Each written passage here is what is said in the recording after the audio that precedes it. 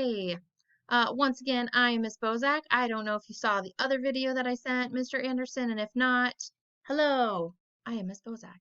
I was a teacher for Health Science Academy for Psych and AP Psych the last 9 years until I moved over to Millard West, but I'm here doing a little guest lecture about Freud because he is my favorite psychologist to hate, and I love his theories because they make me and everyone else in the room uncomfortable, which I don't know. I think it's hilarious. So I was more than happy to either act as a guest lecture or just a supplemental material too. Either way, it's fine by me. So we're going to talk about Freud's psychosexual stages of development. When you guys get to AP Psych, you get to do a development unit, and you'll talk about Eric Erikson, who does the psychosocial stages of development, which are much less creepy because he saw Freud's and he thought the same thing that all of you are going to think. So for Freud, freaky Freud here, he believes personality forms during the first 5 or 6 years of life.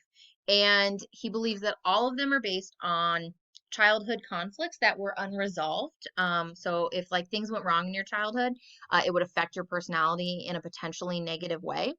And so during these stages he created, you could get stuck or fixated in them, and you would see lasting effects throughout the course of your life. So if something happened to you when you were 2, in the specific stage you're in at that point, you could be a 40-year-old person still showing these fixations and these traits because it was unresolved and you have so many issues.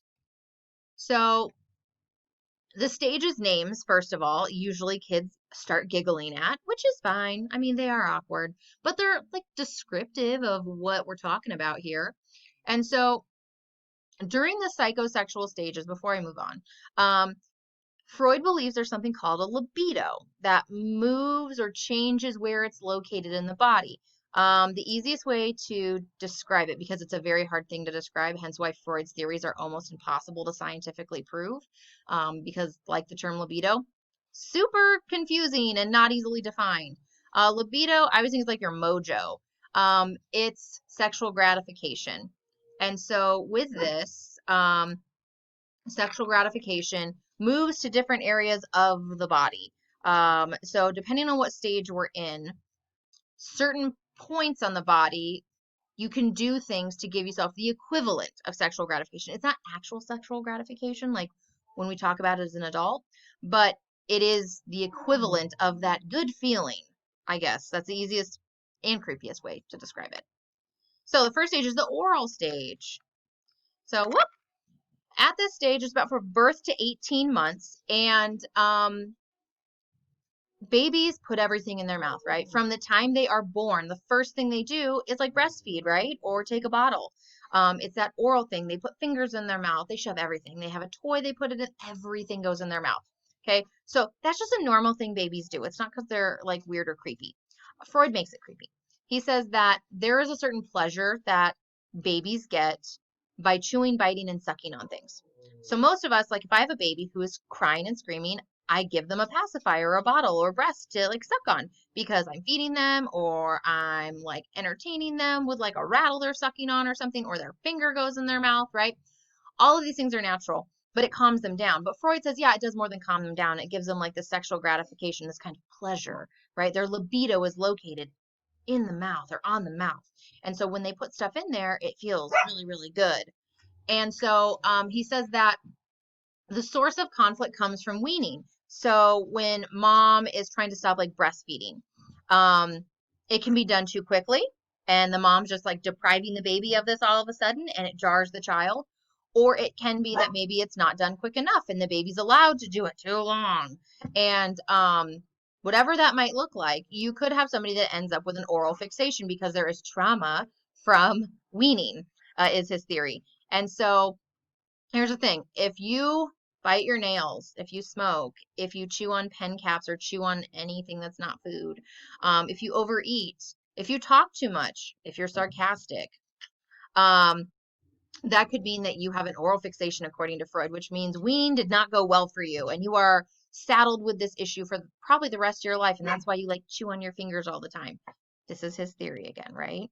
So his theories all resolved around this conflict or this inability to have progressed normally through a stage. The anal stage.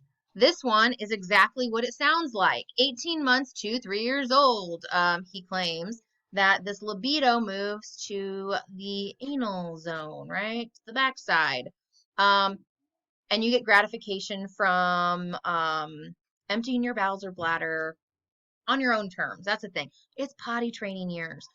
If you've ever been around a little kid when they go potty for the first time by themselves, they are so excited. They are so proud of themselves. They did it. They've conquered it. No longer do I have to rely on my diaper to catch what accidentally happens or mom, dad, caretaker to change me. I have power. I can do it by myself. It's like a big deal. And so, kids do feel gratification when they go to the bathroom for them by themselves on the potty because it's empowering. Freud says, no, it's more than that. It's actually gratifying in like this almost sexual way. And so he says potty training is another time of great conflict and struggle. And if you've ever been around kid potty training, it's frustrating, really, really frustrating.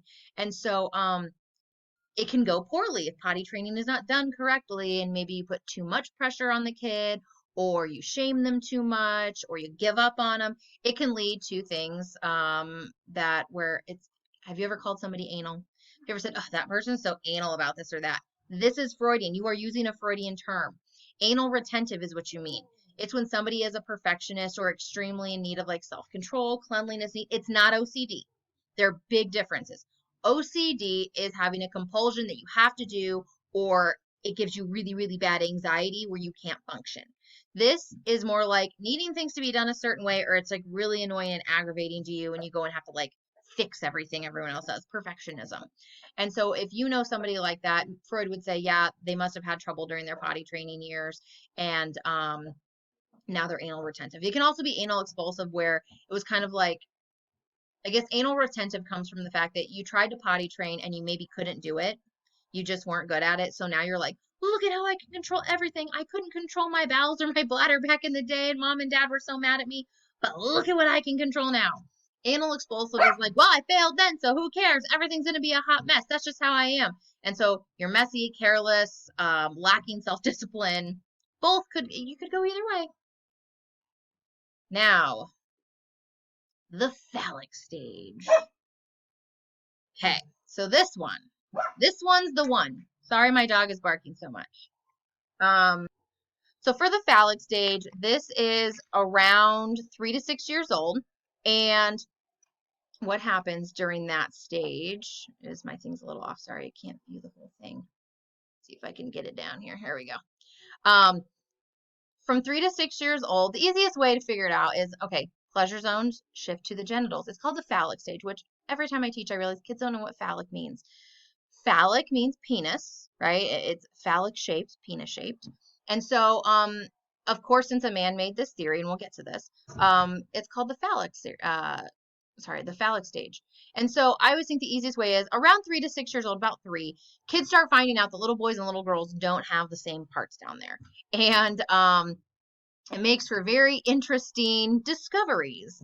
And when they figure this stuff out and they start learning about their bodies, Freud makes it creepy though, and he says that, yeah, pleasure zones shift there, and all of a sudden now, like, that's where their libido lies, is in their genital region.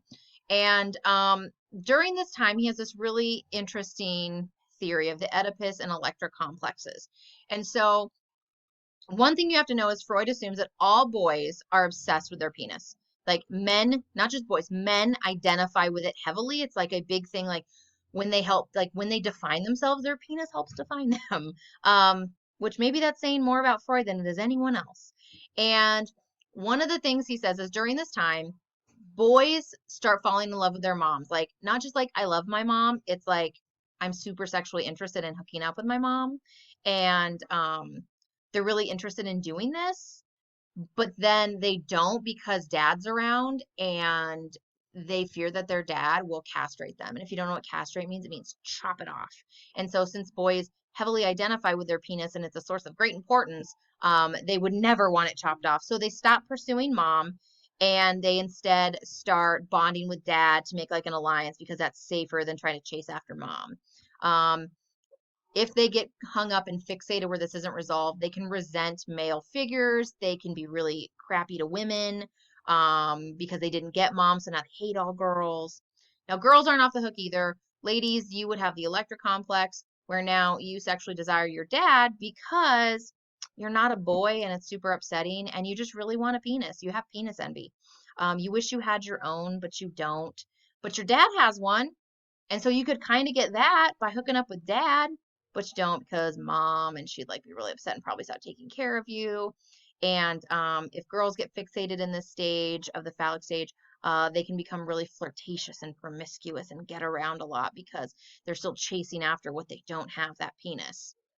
Um, it's kind of a silly complex, I suppose, but when you look at it, okay, I have a 5-year-old son. He always tells me, Mom, I'm going to marry you someday. You're the prettiest, you're the best. It's sweet because he's 5 and he's my kid, but Freud would be like, see? That's what I'm talking about. No, he just loves me because I'm his mom. I'm like the woman figure in his life. That's it. Also, we should note that Freud's theory, it assumes that everyone in the world is straight and has two parents to like play off of, a mom and a dad, like very solid, like it's a very specific structure, which is not how the world works either. Um, Another thing with this penis envy is since girls can't have a penis, it makes us feel inadequate and ill-equipped with the world. And so as she gets older and once she gets over that electric complex, the way she can get rid of penis envy is she can get married and she can have a baby because the baby replaces the urge for a penis because now you're a mom and the whole world makes sense. And he said that if women go on to not be married or decide to become career women, like have a job and climb the corporate ladder or just go into a career field, he said that these are women with unresolved penis envy because they still can't have an actual physical penis. So what they do is they go and do the closest thing they can to becoming a man, which is having a job and being a breadwinner. It's just a lingering effect of wanting to be a man and wanting to have a penis.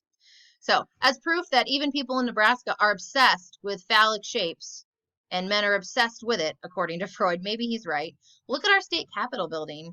It is a giant phallic shaped building with a dome on top. And there is a sower sowing his golden seed across the stage. I always like bringing that up just as proof that maybe Freud was onto this obsession a little bit. Now, the latency stage, everything goes away. You just went from being hypersexual with your genitals at the age of like 3 to 6, and then you enter elementary school and it just goes away. All your sexual urges, the libido disappears like that. There's no real reason he describes, it just goes away. And this is when little boys start making little boyfriends and little girls start making little girlfriends, and you bond with your own gender groups. He also believes this is when gender identity forms, when you start feeling like a girl or feeling like a boy or where that aligns. And he says that during the stage, if you were to get fixated, it'd be really unhealthy because then you just wouldn't be sexual, and that's abnormal according to Freud. Then we go to the last stage, the genital stage. The libido is in the genitals. It is fully adult now. We've gone through puberty at this age, and you experience sexual feelings towards everyone that you're sexually attracted to, right?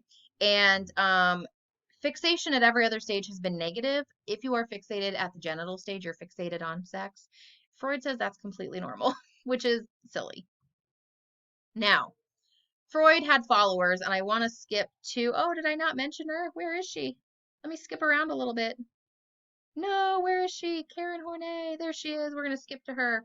So, Freud had people who followed in his footsteps, but one of them that I want to talk about is Karen Hornay, or Horny, however you want to pronounce it. She did not like Freud's theory of penis envy and said he was very sexist, and that's the truth. And so she believed that it's not because women don't have a penis they felt inferior, it's because society has rules and things in place that make us feel inferior. It is society putting that pressure on women. It is society defining that we don't have equal access to things or equal treatment. She did say that men have womb envy, though. While we don't have penis envy as ladies, she said men have womb envy. It's not the ability to be envy of giving birth, but the ability to form a human, a baby in you. And men will never get to experience that. Yeah, they contribute to forming a life by giving their sperm, but beyond that, they're not really doing the process of growing this potential human someday. And so she believes that deep down men are kind of upset that they don't get to experience that. But if you ask my boys in class, they say no. If you ask my girls if they want a penis, they say no. All right, that was Freud.